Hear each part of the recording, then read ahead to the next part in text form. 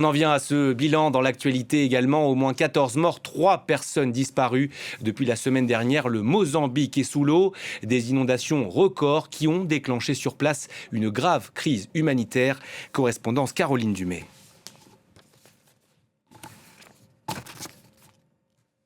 Voilà. Les autorités de Maputo commencent à comparer ces inondations à celles de 2000, la catastrophe naturelle la plus importante de l'histoire du Mozambique. On a pour l'instant plus de 600 000 personnes qui sont affectées, 5 000 km de routes endommagées.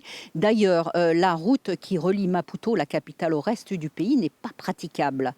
Il est très difficile de faire un bilan humain, plus de 100 personnes selon le gouvernement, mais les rivières sont toujours en crue et continuent d'inonder les villages. En fait, c'est un problème régional. Les pluies affectent le sud du Mozambique, mais aussi le nord de l'Afrique du Sud et le sud-est du Zimbabwe. En Afrique du Sud, il y a 2 provinces qui sont en état d'urgence.